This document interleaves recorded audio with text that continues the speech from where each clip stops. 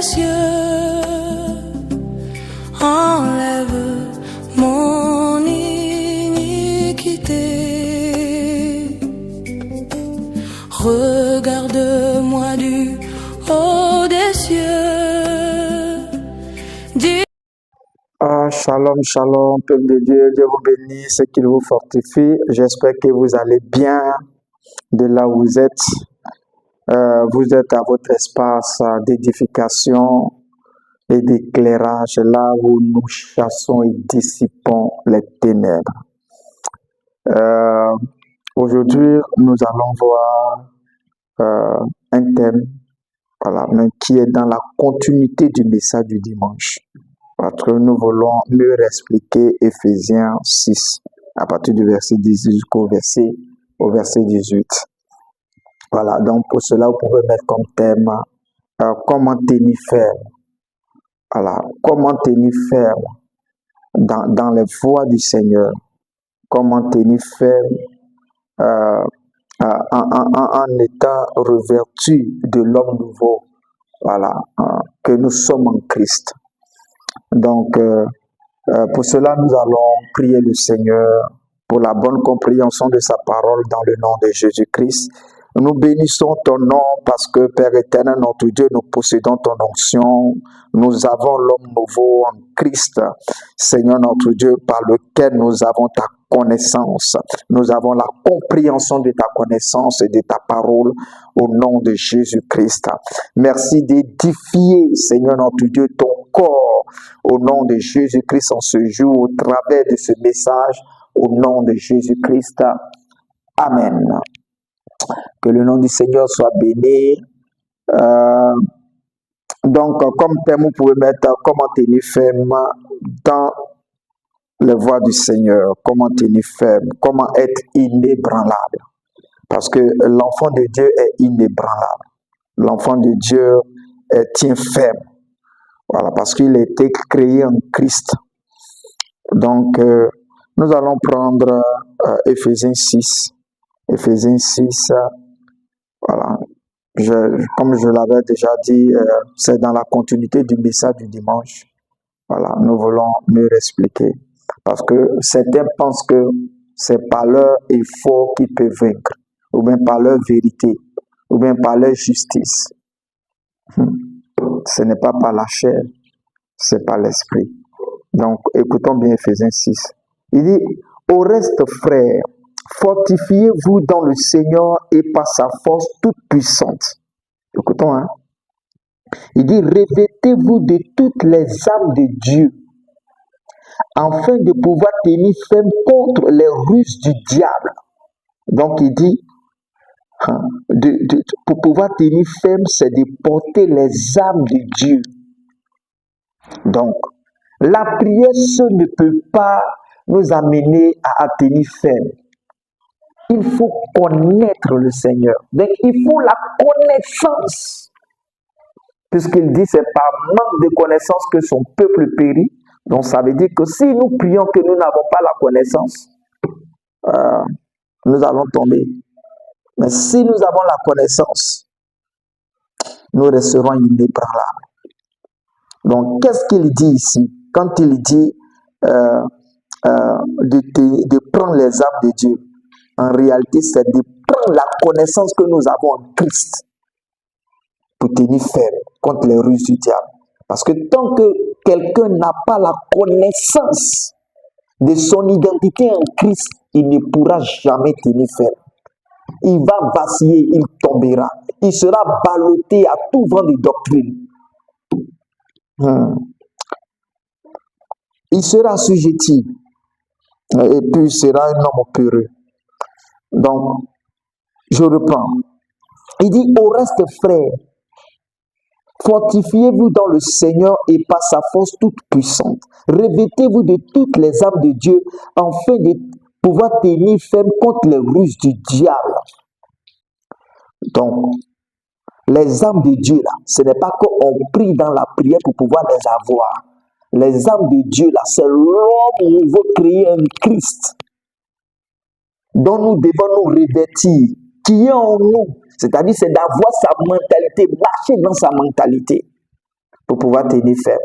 Et cet homme nouveau-là, il a la vérité de Dieu, il a la justice de Dieu, il a la foi de Dieu, il est inébranlable, on ne peut le vaincre, il tient ferme, il a l'assurance de son salut. Et cet homme nouveau-là, je veux qu'on lise Éphésiens, avant de poursuivre, Éphésiens 2, le verset 10. Voici ce qu'il dit. Il dit, car nous sommes son ouvrage, ayant été créés en Jésus-Christ pour de bonnes œuvres. Vous voyez, ayant été créés. Donc, l'homme nouveau créé en Christ, ça c'est de se revêtir de sa mentalité, de son identité. Il dit, ayant été créé en Jésus-Christ pour de bonnes œuvres que Dieu a préparées d'avance afin que nous les pratiquions. Quelle grâce. Alléluia. Donc cet homme nouveau-là, il faut avoir sa connaissance, sa vérité pour pouvoir tenir ferme. Et il dit aussi, vous voyez, pour pouvoir prendre les âmes de Dieu, pour pouvoir connaître les âmes de Dieu, on peut prendre 2 Corinthiens 10. Écoutons bien. Les âmes avec lesquelles nous combattons.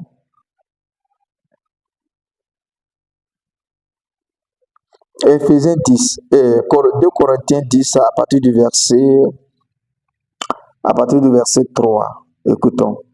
Il dit, si nous marchons dans la chair, nous ne combattons pas selon la chair, car les âmes avec lesquelles nous combattons, mais nous combattons avec quelles âmes? Éphésiens nous dit que c'est avec les âmes de Dieu. Maintenant, écoutons bien. Il dit, car les âmes avec lesquelles nous combattons ne sont pas charnelles. Voilà. Donc, ce n'est pas une vérité d'homme, ce n'est pas une justice d'homme. C'est la vérité du divin à l'intérieur de nous. La vérité de Dieu, le caractère, la nature de Dieu. Mais qui a la nature de Dieu? C'est l'homme créé à l'image et la ressemblance de Dieu. L'homme créé en Christ. L'homme qui est devenu divin. Parce qu'il a reçu l'Esprit de Dieu. Donc il dit, car les âmes avec lesquelles nous combattons ne sont pas charnelles, mais elles sont puissantes par la vertu de Dieu pour renverser les raisonnements. Vous voyez, pour renverser des forteresses. Donc vous voyez, il faut te revêtir de l'homme nouveau, de l'identité de l'homme nouveau pour pouvoir renverser des forteresses. Sinon, ce n'est pas possible. Au verset 5, il dit, car nous renversons les raisonnements, mais qui se trouvent où? Dans nos pensées qui peuvent nous amener à chuter, à douter. Donc, il dit, car nous renversons les raisonnements en mettant à l'intérieur de nous la pensée de notre identité en Christ. Oh, il dit, car nous renversons les raisonnements et toute hauteur qui s'élève contre la connaissance de Dieu. Écoutons bien, contre la connaissance de Dieu, et nous amenons toute pensée captive à l'obéissance de Christ. Mais où se trouve Christ? L'homme nouveau à l'intérieur de nous, créé en Christ. Il est à l'intérieur de nous. Donc nous devons nous revêtir de sa mentalité, de son identité, de sa vérité.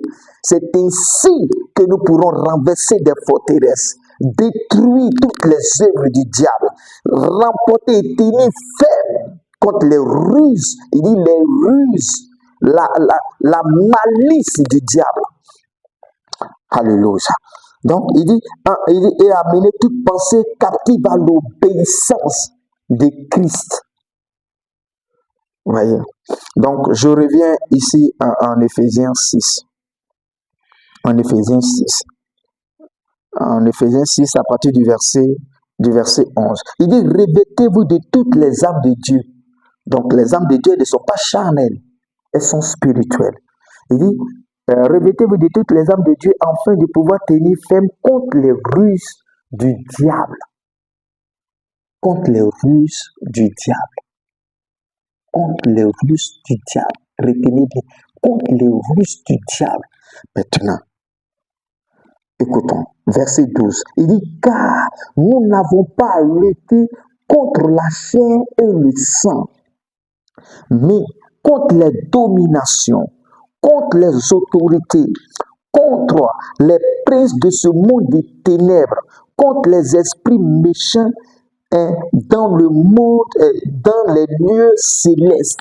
Donc, ce sont des esprits qui agissent dans les lieux célestes.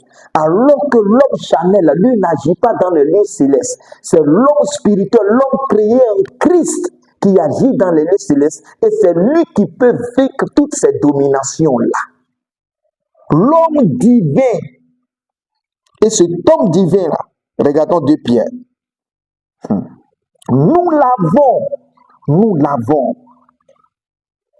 2 Pierre 1, à partir du verset 3, il dit, car sa divine puissance nous a donné tout ce qui contribue à la vie et à la piété. Donc tout ce qui contribue à la vie éternelle et à la piété, de comment honorer Dieu, comment plaire à Dieu dans ce corps-là. Nous avons reçu la puissance. Il dit, comme sa divine puissance nous a donné tout ce qui contribue à la vie et à la piété, au moyen de la connaissance. Vous voyez, c'est pas la connaissance. Ce n'est pas prier là, prier sans connaissance. Il dit pas la connaissance. Je reprends. Il dit, au moyen de la connaissance de celui qui nous a appelés, de la connaissance de Christ qui nous a appelés par sa propre gloire et par sa vertu. Vous voyez, par sa vertu. Ce n'est pas notre vertu. Oh mon Dieu. Il dit, lesquels, donc, sa divine puissance et ses vertus à l'intérieur de nous, là, sa capacité, sa victoire, sa vérité à l'intérieur de Dieu. Il dit, lesquels nous assurent de sa part les plus grandes et les plus précieuses promesses, afin que par elles, vous deveniez participants de la nature divine en fuyant la corruption qui existe dans le monde par la convoitise. Donc, pour fuir la corruption qui existe dans le monde par la convoitise, nous devons d'abord, porter cet homme nouveau. La puissance de l'Esprit de Dieu, c'est que nous devenions des êtres divins, des êtres Dieu. Vous voyez?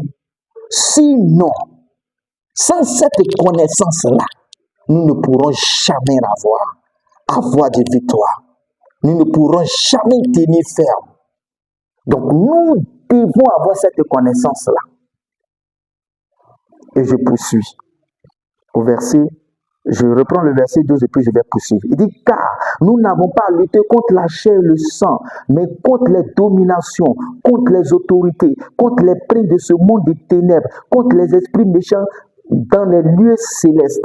Verset 13, écoutons encore. Il dit, c'est pourquoi prenez toutes les armes de Dieu. Donc, toutes les armes de Dieu, toute la connaissance de Dieu, toute la connaissance de Christ, toute notre identité en Christ. C'est cette connaissance-là qui nous donne la victoire et qui nous amène à tenir ferme. Bien-aimés, ce n'est pas notre vérité, ce n'est pas notre justice, ce n'est pas notre foi, ce n'est pas notre évangile. Et il va l'expliquer. Il dit, c'est pourquoi prenez toutes les armes de Dieu afin de pouvoir tenir ferme contre les ruses. Il dit, afin de pouvoir tenir ferme contre afin de pouvoir résister dans le mauvais jour et tenir ferme après avoir tout surmonté. Alléluia. Verset 14.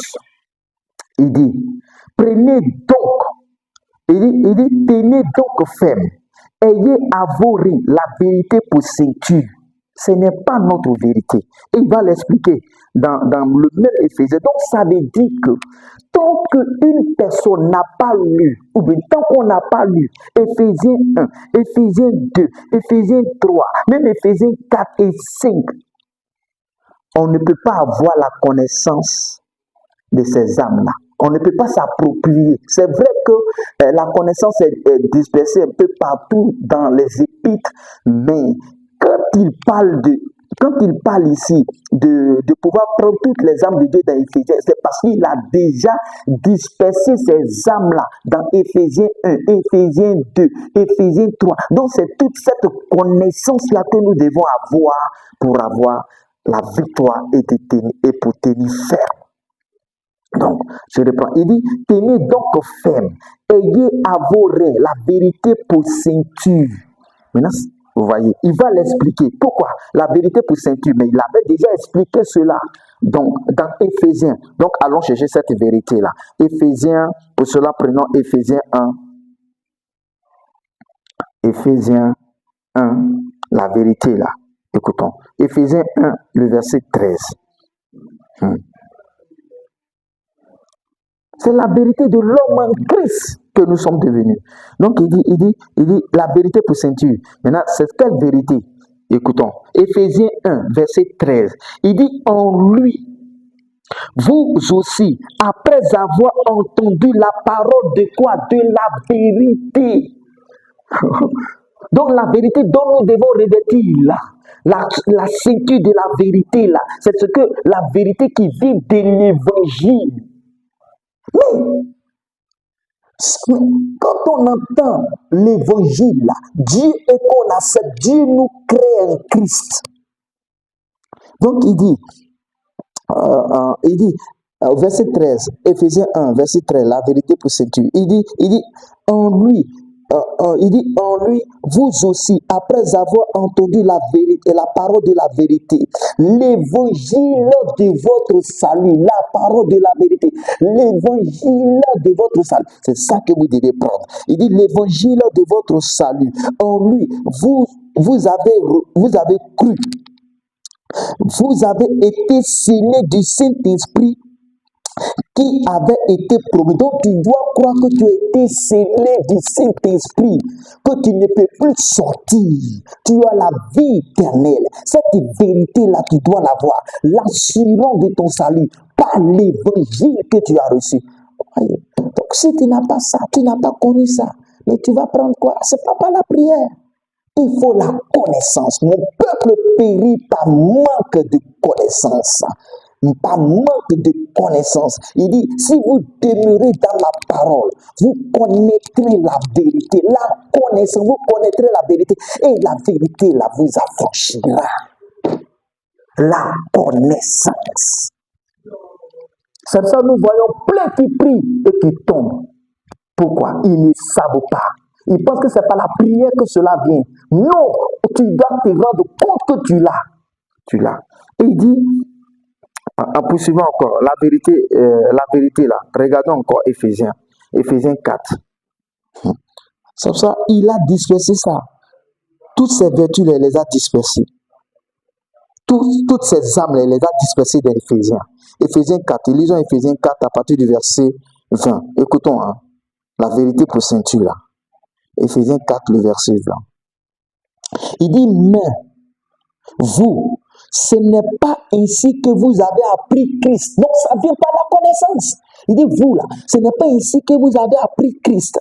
Si du moins, vous l'avez entendu, vous avez entendu l'évangile, et si conformément à la vérité qui est en Jésus-Christ. Donc, c'est la vérité qui est en Christ dont nous devons revêtir pour pouvoir être ferme et battre tous les démons. Alléluia. Il dit, si du moins vous l'avez entendu et si conformément à la vérité qui est en Jésus-Christ, vous voyez, ce n'est pas la vérité des hommes, ce n'est pas ta vérité, c'est la vérité qui est en Christ, de l'homme nouveau que tu es devenu. Il dit la vérité qui est en Jésus, c'est en lui que vous avez été instruits. Il dit c'est en lui que vous avez été instruits à vous dépouiller. Voyez, non? À vous dépouiller. C'est en lui que vous avez été instruits à vous dépouiller des mauvaises œuvres. des mauvaises pratiques, des mauvaises conduites. C'est en lui. Donc, si tu n'as pas cette instruction, cette vérité-là, tu ne pourras pas tenir. Tu ne pourras pas tenir. Bien-aimé, les âmes de Dieu, c'est le caractère de Dieu, c'est la vie de Dieu, c'est la vie de l'homme nouveau en Christ. Nous poursuivons encore. Au verset 23, il dit, au verset 22, il dit, eu égard à votre vie passée, du vieil homme qui se corrompt par les convoitises trompeuses. Vous voyez? Non, alors que ce vieil homme-là, mais il avait sa vérité à lui, il avait sa justice à lui, il avait sa foi à lui. Mais il dit, faut même pas qu'on regarde ça. Regardons l'homme nouveau que nous sommes devenus. Et puis, verset 23, il dit, à être renouvelé dans l'esprit. Oh my God. Quelqu'un n'est pas renouvelé dans l'esprit. Mais comment il pourra vaincre? Il dit à être renouvelé dans l'esprit de votre intelligence. Oh man, voilà la vérité. Je vais poursuivre encore. C'est tellement rempli la vérité, la procédure, c'est tellement rempli d'Éphésiens. Mais allons-y. Je vais tomber sur la justice. La justice, il a encore dispersé ça dans Éphésiens. Donc, nous regardons. Il dit la justice. Il dit prenez aussi. Et il dit revêtez la cuirasse de la justice. Regardons où il a mis. Dans Éphésiens 4. Éphésiens 4, même Éphésiens 4 là. Regardons le verset 24. Oh. Il dit, et à revêtir l'homme nouveau, créé selon Dieu. Pas selon l'homme, selon Dieu. Donc ça veut dire, c'est l'homme qui a été créé en Christ là, pour des bonnes œuvres là. On doit avoir cette mentalité là pour pouvoir vaincre et tenir ferme.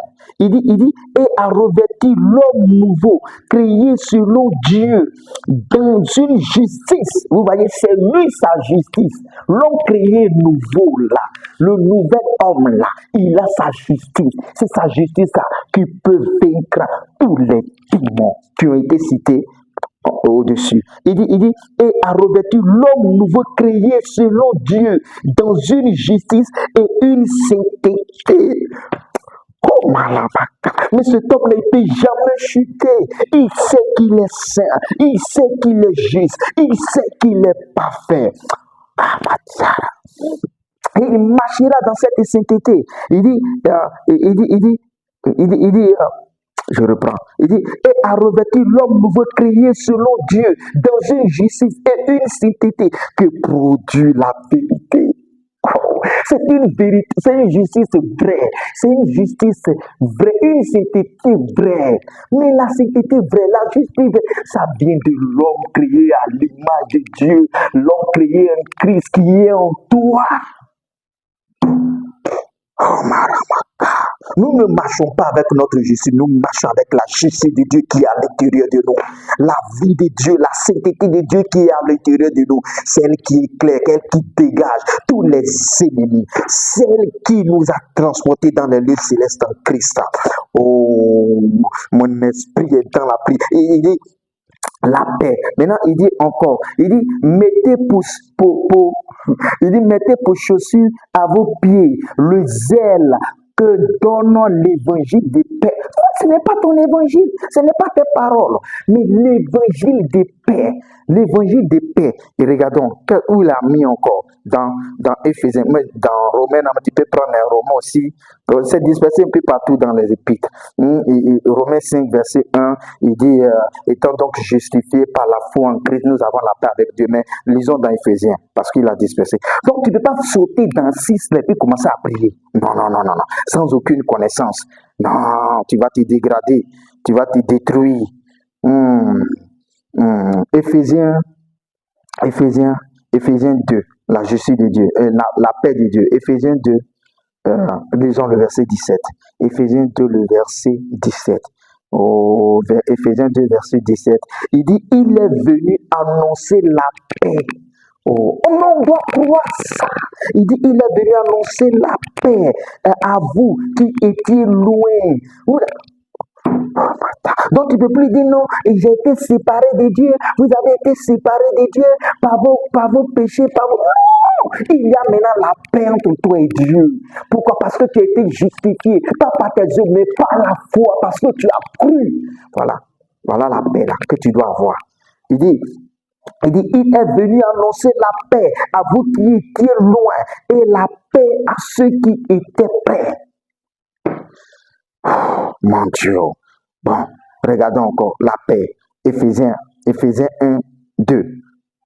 Il dit que la grâce et la paix, mais ce n'est pas la paix du monde, ce n'est pas notre paix, c'est la grâce et la paix de Dieu. Il dit que la grâce et la paix vous soient données de la part de Dieu, notre Père. Vous voyez, non? Ce n'est pas pour nous. Et du Seigneur Jésus-Christ. On va aller rapidement. La foi. Il dit encore, et prenez par-dessus tout cela le bouclier de la foi. Mais ça vient d'où? Dans même Éphésiens. Donc c'est toutes ces âmes-là tu dois prendre. Toute cette connaissance-là. Oh, verset Éphésiens, je suis où? Pour la foi, Éphésiens 1, verset 15. Lisons le verset 15 de Éphésiens. Il va parler de la foi ici. Il dit, c'est pourquoi, moi aussi, ayant entendu parler de votre foi au Seigneur Jésus-Christ et votre charité pour tous les saints. Vous voyez, non? Bon, vous pouvez poursuivre là-bas. Donc, la foi, là, ça vient de ce qu'on a entendu de l'Évangile. Parce qu'on a cru en Christ. C'est ce qui nous donne la foi. Et c'est un bouclier. Nous savons que nous avons le salut. Nous savons que nous sommes inébranlables. Nous savons que nous sommes plus que vainqueurs. Nous savons que nous avons vaincu le diable avant même que de le croiser. Nous avons vaincu les dominations avant même de les croiser. C'est ça. Oh, Mata. On ne sort pas dans Éphésiens là-bas. Non, les hommes de Dieu, tu pries, mais tu n'as aucune connaissance. Et tu dois prendre connaissance de tout ça. Tu n'as pas pris les âmes de Dieu. Maintenant, donc, il veut dire, prenez les âmes de Dieu. Tout ce que je vous ai expliqué là, depuis Éphésiens 1, là, prenez tout ça là et tenez ferme. C'est ce qu'il veut dire. Prenez les âmes de Dieu. J'ai déjà expliqué ça. J'ai déjà mis les âmes là. Prenez toute cette connaissance là. Au niveau de la foi encore, il dit mettez pour chaussures à vos pieds le zèle de. Ok. Regardons Éphésiens 2. Éphésiens 2, le verset 8. Excusez, je cours un peu parce que je ne veux pas que le message soit long. Voilà, Éphésiens 2, le verset 8. Il dit, car c'est par la grâce que vous êtes sauvés. Vous voyez, non? Par le moyen de la foi. Oh, Mata. Donc le diable ne peut pas venir blaguer avec toi. Oh mon Dieu, non pas les yeux, pas la... Tu dis non, je suis sauvé par la foi. J'ai été recruté par Dieu par la foi parce que j'ai cru. Et c'est ça. Il dit, car c'est par la foi que vous êtes sauvés, par le moyen de la foi. Il dit, mais c'est par la grâce que vous êtes sauvés par le moyen de la foi. Et cela ne vient pas de vous, c'est le don de Dieu. Éphésiens 3, concernant la foi encore. Éphésiens 3, le verset 17. Vous voyez, voici les âmes que vous devez prendre. Il dit, en sorte que Christ habite. Bon, vous commencez jusqu'au verset 15 là-bas, voilà, au verset 15. Bon, je vais aller un peu rapidement. Il dit, commencez du verset 15 jusqu'au verset 19. Voilà. Il dit, en sorte que Christ habite dans vos cœurs par la foi. Donc, tu dois croire que Christ habite dans ton cœur. Il dit, afin qu'étant enraciné, fondé dans l'amour, vous puissiez comprendre par tous les saints quelle est la largeur, la longueur, la profondeur et la hauteur, et connaître l'amour de Christ qui ne peut se séparer de toi. Il dit connaître l'amour de Christ qui surpasse toute connaissance, en sorte que vous soyez remplis jusqu'à toute la plénitude de Dieu. Tu dois être conscient que tu es rempli de la connaissance et de la plénitude de Dieu. Le salut. Il dit prenez par-dessus tout cela le bouclier de la foi avec lequel vous pourrez éteindre tous les traits enflammés du malin. Verset 17. Il dit prenez aussi le casque du salut. Mais tu dois avoir l'assurance de ton salut. Et pour cela, il a mis cette âme-là dans encore Éphésiens. Éphésiens 1, le verset 13. Voici les âmes. Voici les âmes. Voici les âmes. Donc c'est tout un héritage que nous avons en Christ. Voilà, que nous devons brandir à chaque épreuve, à chaque tentation. Quelqu'un qui est conscient qu'il est saint, comment il peut tomber? Comment? Il est conscient qu'il est juste, spirituellement juste. Comment il peut être injuste? C'est impossible. Il dit, en lui, vous aussi, après avoir entendu la parole de la vérité, l'évangile de votre salut. Donc, parce que j'ai cru en l'évangile, j'ai eu le salut. L'évangile de votre salut. En lui, vous avez cru et vous avez été scellés du Saint-Esprit qui avait été promis. Tu as été scellé. Tu ne peux plus sortir. Depuis Dieu là, c'est fini. Tu es éternellement enfant de Dieu. Ce n'est pas un peu. Tu es éternellement enfant de Dieu. Donc, tu dois avoir cette assurance-là de ton salut. Maintenant, les prières. Ah ben là, c'est toutes les prières. Vous en savez, vous rendez grâce. Vous pouvez supplier le Seigneur. Vous devez croire que, avant même que vous ne vous approchiez de Dieu, vous avez été exaucés. Que Dieu vous bénisse au nom de Jésus-Christ. Vous êtes inébranlables parce que l'homme nouveau est en vous. Vous êtes ferme parce que l'homme nouveau est en vous. Marchez avec cette connaissance-là et remportez toutes les batailles, toutes les victoires au nom de Jésus-Christ. Amen.